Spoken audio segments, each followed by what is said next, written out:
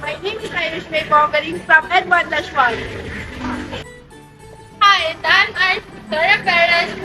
Good day everyone, we are here at San Pascual, Batangas to attend the 36th Festival Festival. San Pascual was a part of Bawan and was originally referred to as Lagnas. The name Lagnas, which refers to the municipality's location physically between the Lagnas and Hagone rivers. It is derived from the local dialect and means river boundaries. A quick fun fact, San Pascual is politically subdivided into 29 barangays. Each barangay consists of puruks and some have sitios. The religious populace changed the name of the Lagnas neighborhood to San Pascual de Bailon in honor of the Roman Catholic saint. It was thought that naming a location after one of its patron saints would bring luck in the prosperous future.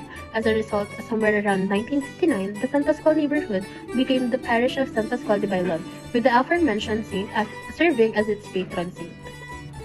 Therefore, the Pastulan Festival is one of Batangas' most anticipated festivals of the year, held in honor of the town's patron saint, San Pascual Bailon.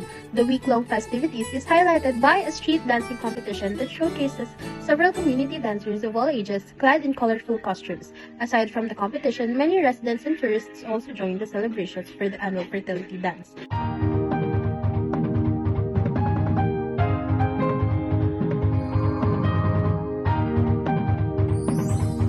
hello Mr. Marasigan, thank you for lending us your time to be a part of this interview. Before we start, can you please kindly introduce yourself? My name is William Port Marasigan and I'm studying in Batangas State University and I'm the one of the Pastulan member in San Pascual, Batangas. For our first question, as someone who lives in San Pascual, for you, what is Pastulan Festival?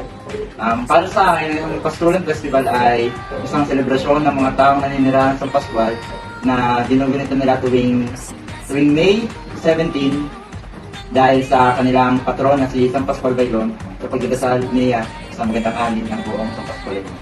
For the next question, what do you think are the benefits of doing these kinds of festival?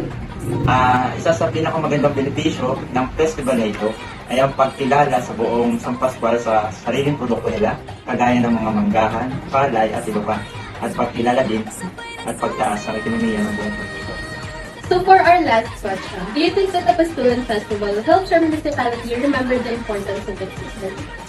Malaga ang history ng Pastulan Festival sa buong San Pascual dahil ito ay pag-alala sa patron nila na si San Pascual Bailon sa pagdadasal sa magandang ani, produkto ng buong San Pascual.